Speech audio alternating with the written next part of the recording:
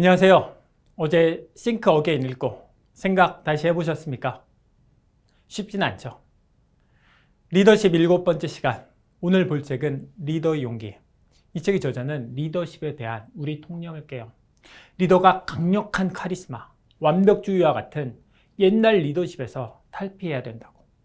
리더가 자신의 취약성을 인정하는 용기를 보일 때 조직의 위기를 극복할 수 있다고 주장해요. 리더가 뭘까요? 무결점의 위대한 존재? 아니면 나와 비슷한 인간인데 리더의 역할을 수행하는 존재? 전통적 리더는 카리스마적 리더였어요. 탁월한 능력을 보유한 나보다 훨씬 크고 높은 존재. 자신감 가득한 리더가 목표를 제시하고 목표를 달성하기 위해 부하들을 끌고 가는 거죠. 부하가 볼 때 리더는 나보다 우월한 존재이고 리더는 자신의 약점이나 약함을 보이지 않죠. 그런데 이제 카리스마적 리더의 시대는 지났죠. 저자는 얘기해요. 리더는 자신의 취약함과 부족함을 인정하고 구성원들에게 공개해야 된대요. 그러면 구성원들이 실망하고 리더를 떠나는 게 아니라 리더의 인간적인 면을 보고 오히려 더 신뢰하고 구성원도 자신의 취약성을 공개하고 리더와 조직에 헌신한대요. 대담한 리더십을 위한 4가지 능력은 취약성을 인정한다. 가치관에 따라 살아간다. 대담하게 신뢰한다. 다시 일어서는 법을 배운다. 여기 의자에 앉아있는 스테판 라루소는 미국의 의류 브랜드 올드네이비를 되살린 CEO예요. 어려움을 겪던 회사는 그의 지휘하에 3년 만에 매출이 1조 원 이상 증가해요. 그가 올드네이비의 CEO로 부임했을 때 대부분의 직원은 회사의 문제를 알고 있었지만 직원들끼리 이 문제에 대해 논의하거나 경영진에게 알리지 않아요. 문제점을 얘기하면 밉상으로 보일지 모른다는 두려움, 혹은 다른 직원을 비난하는 것으로 보일 수 있다는 두려움 때문이죠. 결국 올드네이비를 되돌려 놓기 위한 첫걸음은 서로가 서로를 믿고 문제를 함께 이야기할 수 있는 신뢰 문화를 구축하는 거예요. 라르손을 비롯한 경영진을 필두로 자신의 취약함을 솔직히 드러내기 시작해요. 업무상 실수, 낮은 실적과 같은 문제를 과거에는 실패라고 평가했기 때문에 문제를 숨기고 책임 전가하기 급급했지만 누구나 약점이 있고 누구나 실수할 수 있다는 취약성을 인정하는 문화가 형성되자 서로가 서로를 신뢰하고 문제를 털어놓고 이야기하고 문제를 해결하기 위해 힘을 모으고 헌신하기 시작하죠. 라루손의 사례는 취약성이 가치관에 따라 살아가기, 대담하게 신뢰하기, 다시 일어서는 법을 배우기라는 3가지 역량의 주춧돌 역할을 한다는 걸 보여주죠. 이 책 리더의 용기에 대한 강의 준비가 너무 힘들었어요. 왜냐하면 저자의 주장을 제가 받아들이기가 어려워서. 리더에 대한 생각이 동양, 한중일은 위쪽 그림이고 서양은 아래쪽 그림인데 리더가 자신의 취약성을 인정하는 게 우리나라에서도 조직 구성원들의 신뢰를 높일 수 있을까에 대해 의문이 들었어요. 우리나라에서는 리더는 조직 내에서 우월한 존재고 그런 존재의 판단과 능력을 믿고 구성원들이 따르는 건데 그래서 취약성 인정에 한국에서 조직을 변화시킨 사례를 찾다가 하나 발견했어요. 바로 평양 대부흥운동.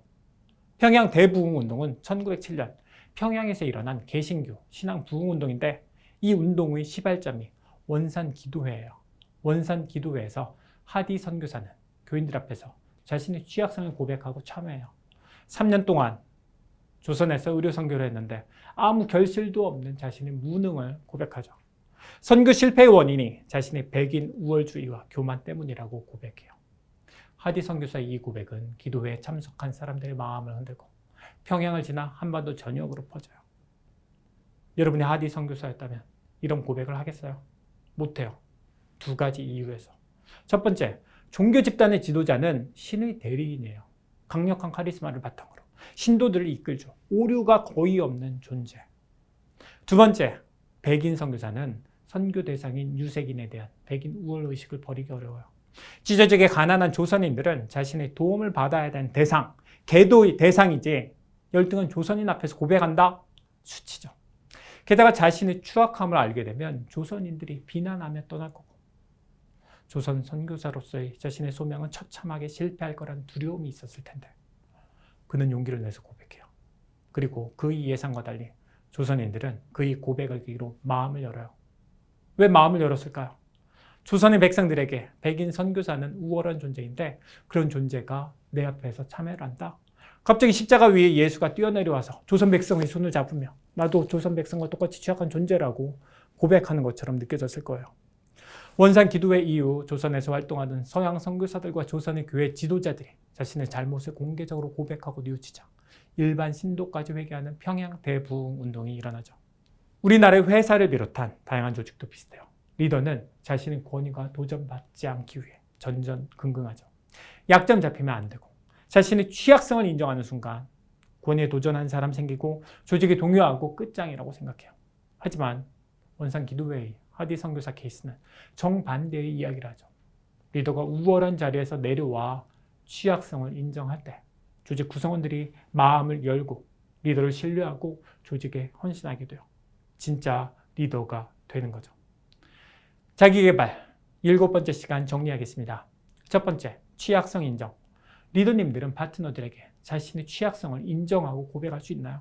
고백하는 게 쪽팔리고 두렵지만 리더님들의 예상과 달리 파트너들은 그 고백에 마음을 열고 팀에 헌신할 거예요. 원산 기도회를 보세요. 두 번째, MZ세대의 리더관은 어느 쪽일까? 아래쪽에 가까워요. 기성세대는 리더를 자신보다 우월한 존재라고 생각한 반면 MZ세대는 자신과 동등한 존재로 보는 경향이 강해요. 자신의 취약성을 인정한 리더를 더 좋아하고 그런 리더에게 공감하고 헌신하죠. 용기를 내셔도 돼요. 취약성을 인정하는 것에 대해. 내일은 내적 건강 8번째 시간 베스트 셀프를 볼 건데요. 베스트 셀프를 갖길 원하는 리더님은 꼭 오시기 바랍니다. 경제자산, 건강, 자산